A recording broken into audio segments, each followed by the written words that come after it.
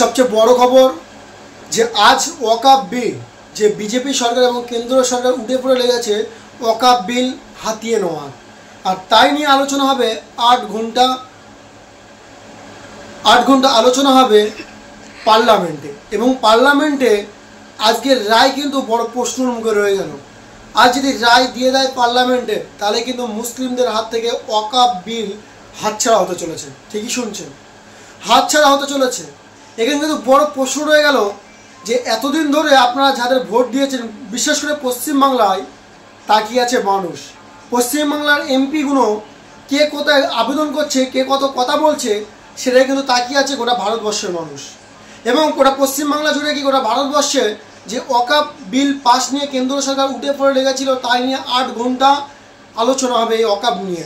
আর এই ওয়াকফ নিয়ে বিরোধিতা করতে চলেছেন কে, সেটাই কিন্তু প্রকাশ্যে আসতে চলেছেন 26 বিধানসভা ভোটের আগে মানুষের দুয়ারে এবং মানুষের সামনে। যে এতদিন উঠে এসেছিল তৃণমূল কংগ্রেস, বহু আগে আমরা দেখেছিলাম তৃণমূল কংগ্রেসের একাধিক এমপিরা তারা কিন্তু বেশ বলেন আমরা মুসলিম দরদি আছি, মুসলিমদের পাশে থাকবো, ওয়াকফ বিলের বিরোধিতা করব, আমরা ওয়াকফ বিল পাস হতে দেবো না, এমনটাই কিন্তু হুমকি আমরা প্রচুর দেখেছিলাম, প্রচারেও দেখেছিলাম। আর সেটাই কিন্তু প্রচার এবারে বোঝা যাবে যে কোন এমপি মানুষের পাশে আছে, কোন এমপি ওয়াকফ বিলের পাশে আছে। একমাত্র কেন্দ্র সরকার উঠে পড়ে লেগেছে মুসলিমদের যে ওয়াকফ বিল, সেই বিলটাকে হাতিয়ে নেওয়ার জন্য, কেড়ে নেওয়ার জন্য, ছিনিয়ে নেওয়ার জন্য। আর সেই বিলের আজকের কিন্তু বিচার হচ্ছে পার্লামেন্টে, আওয়াজ উঠবে 8 ঘন্টা। আর এই নিয়ে কোন কোন বিরোধী করতে চলেছে সেটা কিন্তু দেখার বিষয়, প্রশ্ন এখানে কিন্তু গোটা বাংলার মানুষের কাছে।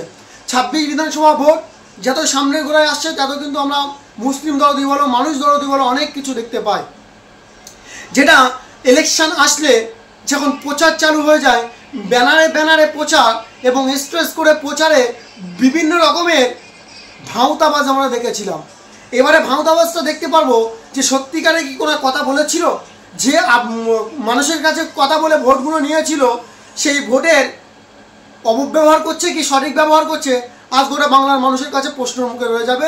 এবং আজ গোটা বাংলার মানুষের কাছে জানতে পারবেন, যে গোটা বাংলার মানুষ বুঝতে পারবে কারা আমাদের সহযোগিতা করছে আর কারা আমাদের বিরোধিতা করছে। কেন বলছি এই কথাটা বলছি, কারণ তৃণমূল কংগ্রেসের উপরে একটাই আঙুল উঠে বারবার, যে তৃণমূল কংগ্রেস ভোটের জন্য মুসলিম দরদি দেখায়, ওয়াকফ বিলের বিরোধিতা করে। আজকে কিন্তু সেই ওয়াকফ বিল এবং যাদবপুর লোকসভা কেন্দ্রের সায়নী ঘোষ, তানার মুক্ত দেখব, এবং আরও বিভিন্ন জায়গায় তৃণমূল কংগ্রেসের একাধিক এমপি হয়ে গিয়েছে পার্লামেন্টে। এই পার্লামেন্টের আজকের যে বিচার হচ্ছে, আজকের যে আলোচনা হচ্ছে 8 ঘন্টা, এই যে বিল সম্পর্কে কতটা আওয়াজ তুলতে চলেছে সেটাই কিন্তু দেখার বিষয়। একটাই বলবো যে নওশাদ সিদ্দিকী মহাশয় তিনি বারবার একটা বার্তা দিতেন যে ভোট আসলে সব দরদি দেখায়, বিজেপি এসে যাবে, হ্যান এসে যাবে, ত্যান এসে যাবে, আদৌ কিন্তু নয়, এমনটাই কিন্তু বারবার বলেছিলেন বিধায়ক নওশাদ সিদ্দিকী। তিনি কিন্তু একমাত্র বিধায়ক, ভাঙড় বিধানসভার বিধায়ক নওশাদ সিদ্দিকী। আর সেই নওশাদ সিদ্দিকী বারবার বিধানসভার মধ্যে কিন্তু আওয়াজ তোলেন।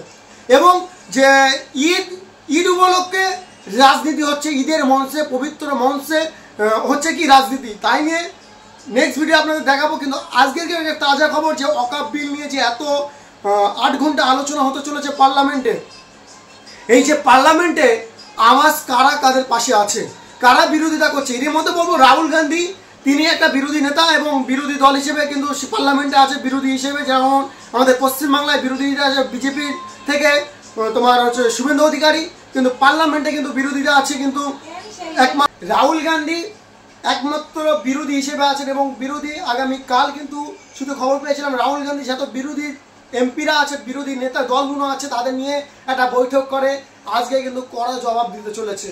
আর সেই কড়া জবাব বাংলার মানুষ কি গোটা ভারতবর্ষের মানুষ তাকিয়ে আছে। এর মধ্যে বলবো যে একাধিক জায়গায় কিন্তু ব্যানার নিয়ে চলে গেছে একেবারে বিজেপি সরকার এবং কেন্দ্র সরকারকে কিন্তু হুঁশিয়ারির মুখে পড়তে হলো। কারণ কেন বলছি মুখে পড়তে হলো, যে বিজেপি সরকার